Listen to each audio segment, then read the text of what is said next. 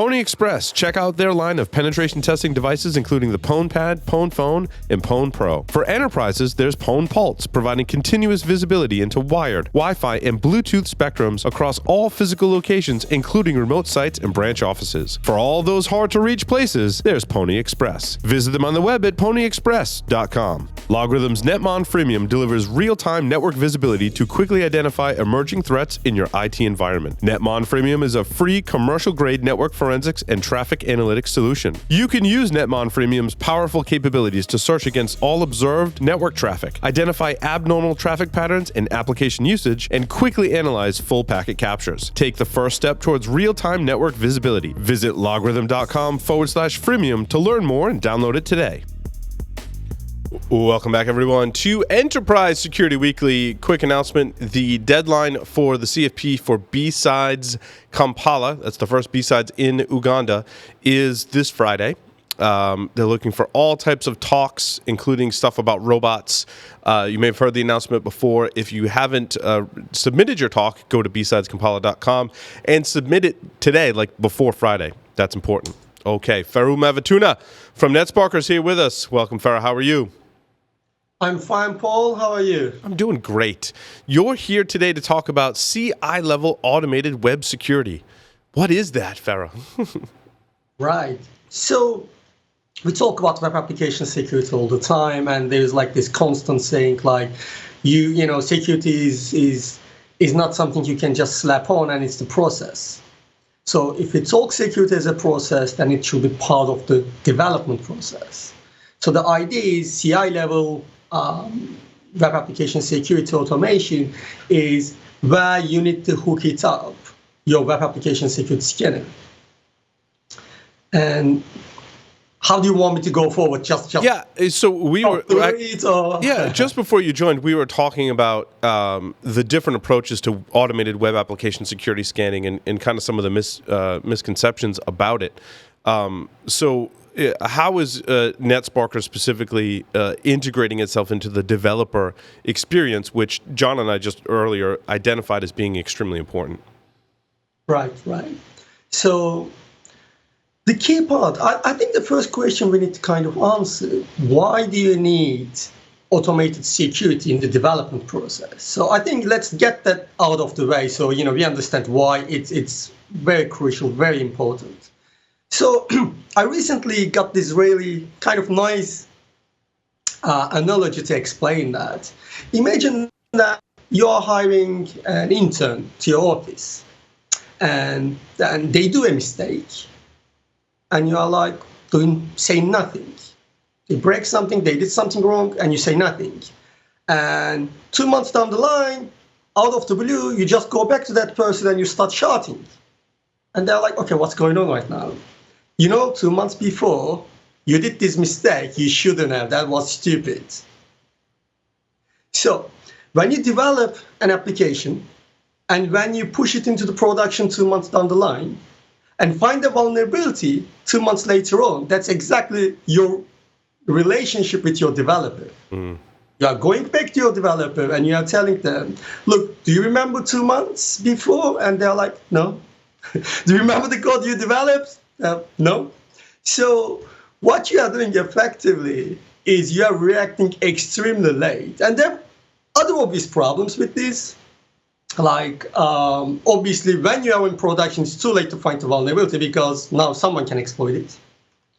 But because of the time frame is long, you're not also educating your developers. It's also very hard to go back, review the particular code, even find it in the first place, understand the bug, understand why it's there, review your design, and actually fix it and push it again. So they're like very, very, you know, there are plenty of research that explains why later you fix a bug, it gets more expensive. So earlier you fix any kind of bug, not just security, even QA level issues, it's the cheapest you can get from, you know, in terms of how much mandates you are spending, how much engineering hours you need to spend to address that particular issue. So I think this is the core concept. I believe this is the core concept, why you need to put security into the development process. Now, see, Imagine very, I tend to think like it's just me, Ferruh, that when I write code and then 2 months later I go back, I have like no idea what it is, and it takes me time to like acclimate myself to the code base. I always thought that people that were real software developers and software engineers could go back and do that with a lot less trouble, but it sounds like that's not really the case. no, I've seen people who can actually do that, right? I myself, for example, is very, I'm very good, for example, remembering variable names. I may not remember the particular logic I've coded, right? Yes. I can go back, but variable names, they just pop in.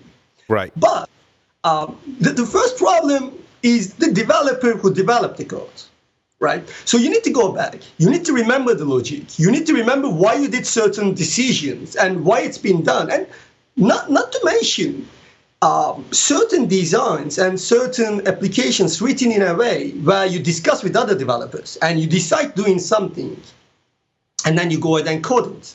So imagine a vulnerability is identified just right after that, right after you code it, then you can just go back to that committee and say, guys, we did this, but actually this design, making the application kind of insecure. So what are we going to do about that? And you can change it and do it. And there are even worse situations. You can, a vulnerability might come back and developers left the job. Or she's just away, on holiday or whatever. Or they're on other projects too. And I like your example because I think not only does the developer have to understand their piece of code, but what are the dependencies on the other pieces of code? And I love that, like I'm picturing that meeting of developers in my mind.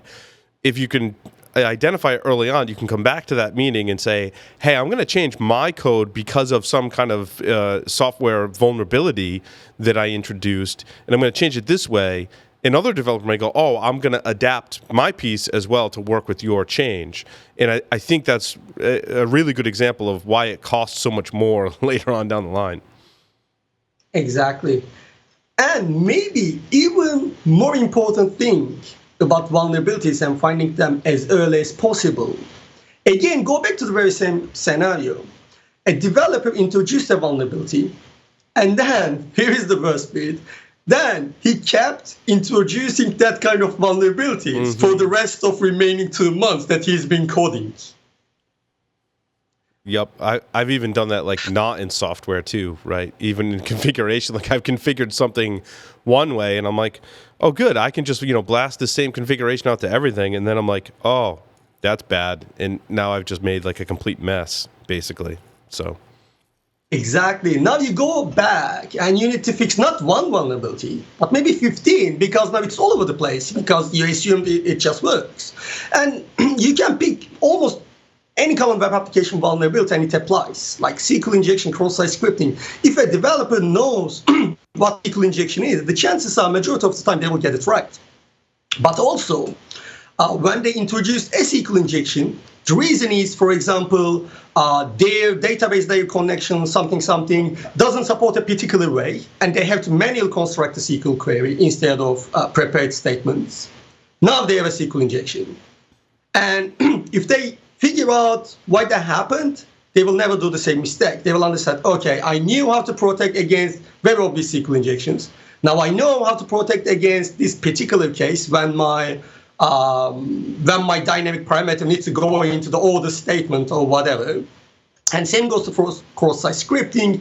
You can see a developer might know very well how to protect against cross-site scripting in an HTML output, but if the input goes into a very dynamic context like JavaScript or a completely different context like HTML attributes or something like that, then they will be burned by that. But imagine the very same scenario that after developer coded it, so just introduced a vulnerability, push that to the repo, Git, SVN, whatever you have, and then ideally, if you have a decent development house, you will have a continuous integration system, which effectively takes that code, builds it, and potentially deploys it to a testing staging environment or even production in some places. So when you get that stage from your coding to get into the staging environment, it generally doesn't take more than 10 minutes. And imagine if you can run the scan right at there, and if you can run incremental scans instead of scanning the whole website all over again, you just scan the changes. Then you can actually go back to the developer within 30 minutes of their coding and tell them what they did wrong. Now they exactly know where is the problem, what is the problem, and why it happened, and they can immediately rectify that. And the good thing about it, also if you think about the QA process in development, this code gets fixed even before it reaches to the QAs. And I called part of the discussion that you had just before me. And it's also a very good idea to do this scan even before committing to the continuous integration. That's something. If your developers got a copy of the scanner or ability to scan their websites from the platform, then they can immediately run the scan even before they make a commit. So no one even sees the scan, no one even tests, or it's never been deployed. And they just say, okay, I made a mistake and I need to fix it. Yeah, it's interesting how technology has evolved that allows developers to do that. We typically, I think, have always thought of QA as performing that function, but today with DevOps and containers and virtualization, you could conceivably be developing code, and when it's buildable, have some functional tests run and have some security tests run and fix that stuff before it even goes into the staging area, and of course before it reaches production. And I think one of the advantages is if you're not doing that, the complexity of those changes, because we have an internal app here that kind of suffers from this problem. It was just one developer, developing their code, just doing whatever they thought was best for unit testing. If that goes on the longer that goes on, the worse the problem is when you then have a script that does functional testing and security testing. Now you've got like 100 bugs to fix versus if you had done that in the beginning of the process, by the time you get to production, you may have 2 or 3, and those are much easier to deal with. That's an extremely good point. For example, it's a very common question that comes to us. People say, look, we are getting pen tested. Okay, that's fantastic. You should be, right? And they're like, okay, why do we need an automated scanner if we are getting regularly pen tested? Okay, that's a very good question. So how many times you deploy your application to testing? Hundreds of times in a year, right? How many times are you getting pen tested? 4 times at most. Okay, so now you got multiple problems. In a new application, imagine you got a deadline and you need to deploy your application. And just 1 week before the deploy, you hire a pen testing company. They do the pen test, and they're like all these vulnerabilities that could have been easily detected by automation. Now they are not only dumping all those simple vulnerabilities or easy to find vulnerabilities or complex vulnerabilities yet can be automatically identified. And on top of that, they are dumping all the logical issues, all the other problems that only a human can determine, which is fantastic. That's the real value of, a pen testing consultancy. Now what you end up like, okay, and you got this massive report that you have to distribute between your developers, and you don't even know who is responsible to fix which vulnerability adds. Then you got this massive effort, organization trying to assign vulnerabilities, people trying to fix stuff, and you try to match to your deadline. And once you got fixed, you get them fixed, then you have to go back to your pen testers and tell them, okay, now test that the fixes are correct. So you are really pushing your deadline. It's becoming more expensive because if you had only 10 issues, maybe that pen testing engagement would have been shorter, or at least there wouldn't be a longer second engagement. But now, if you have 20 vulnerabilities in your application that's been fixed, you will almost get re-pen tested completely again. Like it will take pretty much the same amount of time. And that's cost plus time. It just doesn't make sense. So that's why you need to test this stuff throughout the development, address those issues throughout the development, and as early as possible. And when you do that, also you know who is responsible for which vulnerability. And you can even use this to identify which one of your developers actually need to be educated on web application security more. It can be all of them, or it can be you might identify, for example, some junior developers, and they keep introducing different vulnerabilities. And then you might maybe, want to stop and take them and start doing some application security training, secure coding training with them. Yeah, I also think it gives you a nice opportunity to modularize your code and have code reuse is going to happen. I'm not saying using secure libraries or developing secure libraries is like the silver bullet, right? But in the scenario we're describing, if early on in the process I'm learning about vulnerabilities, I'm like, God, like every time I go do this, my scanner's telling me that there's SQL injection or cross-site scripting. The developers, if they're good, are going to say, well, I need to develop a module that handles all these exceptions that everyone can call and put that code in one place. Then as you push forward in your development, there's so much less issues. Now, it's not to say there are not going to be issues in that module, that library, but I feel like there's a better chance of success that you're going to reach production with fewer vulnerabilities if they learn about them early on and are able to develop methodologies in their design and secure coding libraries to help that. Is that also one of the goals as well? Do you see developers kind of learning from that and developing secure modules and libraries? Oh, definitely. What I see, if security testing, automated or not, but if you don't automate, you cannot do it that often, hence, you get less value out of it. So, you will not able to get pen test the very same application once every day. It just doesn't work. So when you get to automated testing, during the development, you got that massive benefit. And in my experience, when I look at the companies who does that, I constantly see, after they see a couple of issues popped up from different developers or the same developers, what they do, they stand back like a good engineers, and they say, okay, we got this problem and we need a centralized solution to this problem. Then they either look for external libraries, which is good, or they develop their own small libraries, like secure usages of common patterns in their applications.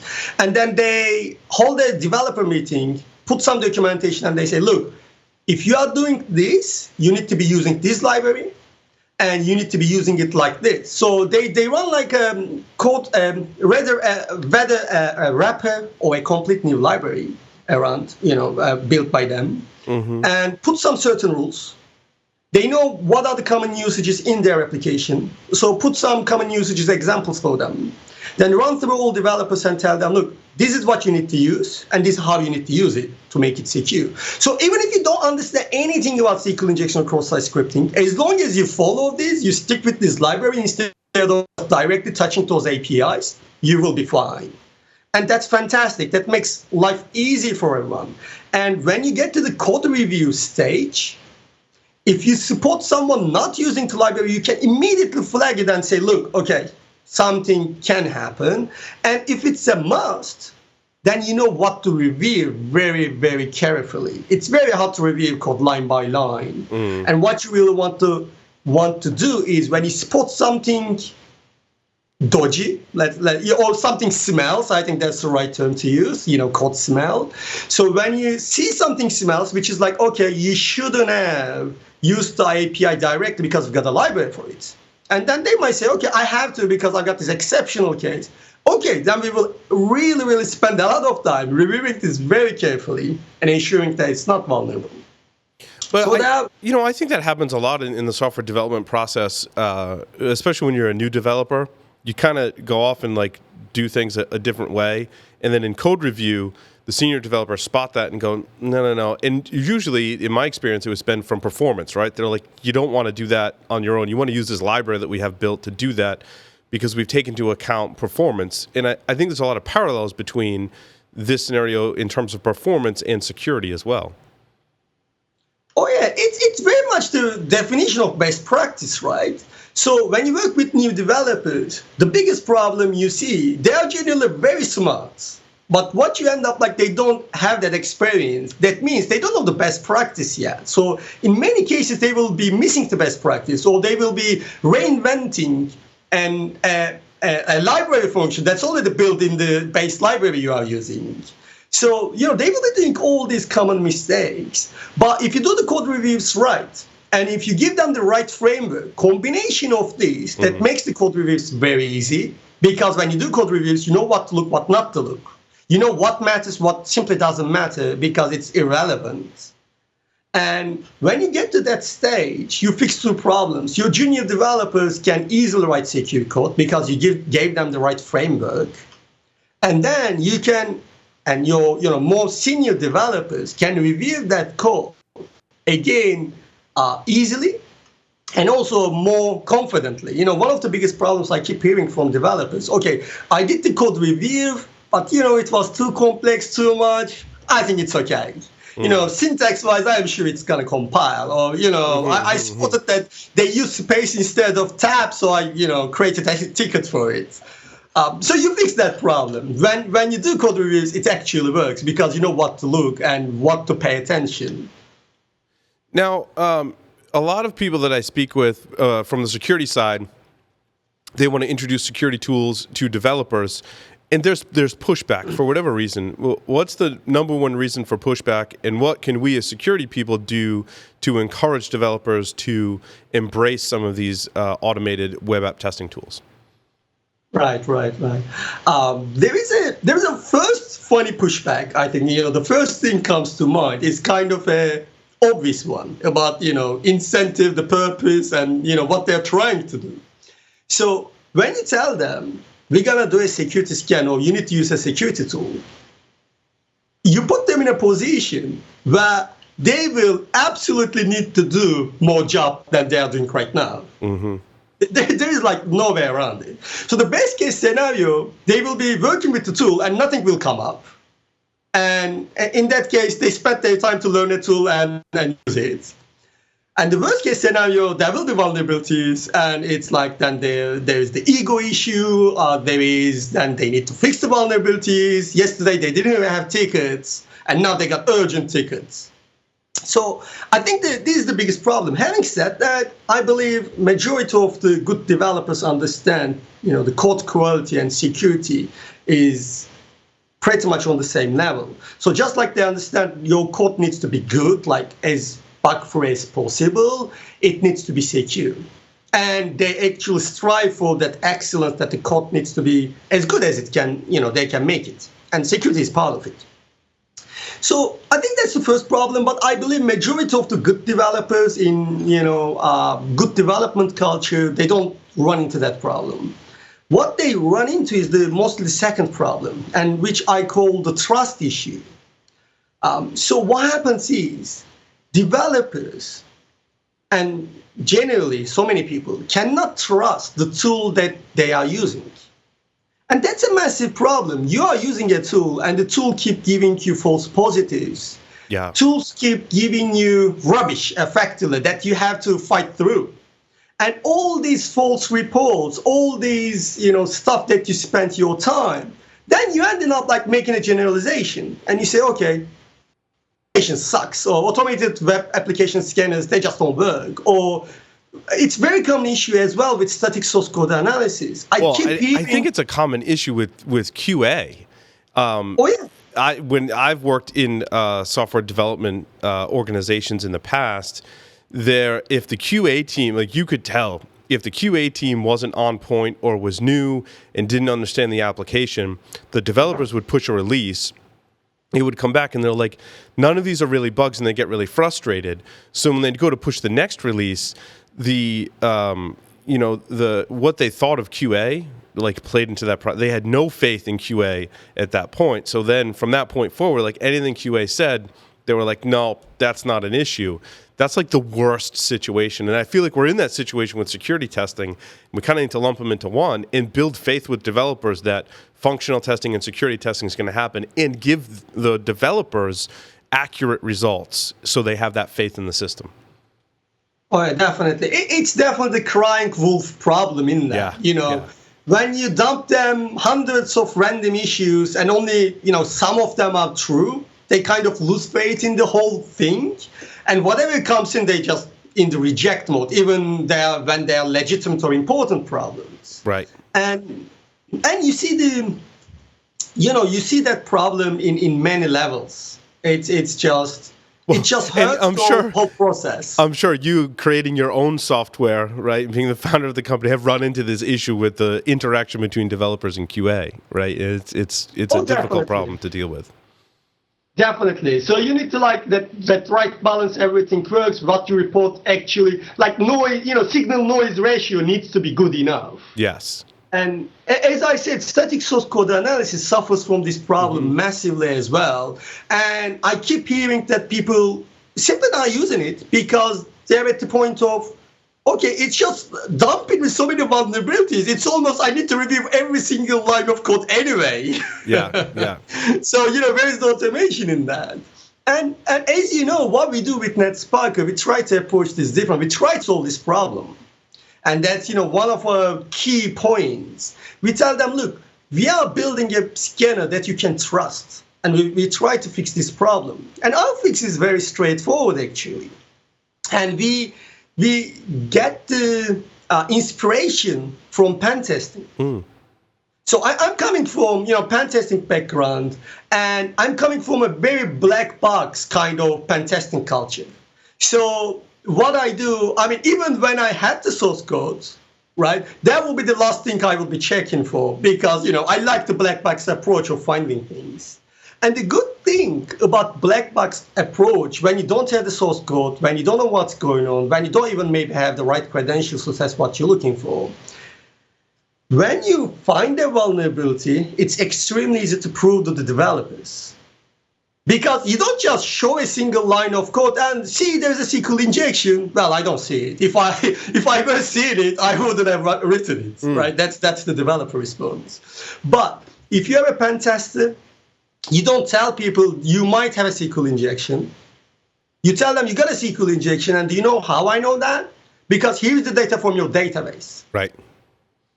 When a developer sees the data from their database, let's say their database name, their database user, maybe tables from their database, they know you hacked. They know it's real. It cannot be fake because you show them the results. You wouldn't have accessed that. Yeah. So, Ferruh, my question is, do developers in the Netsparker scenario, do they use the cloud-based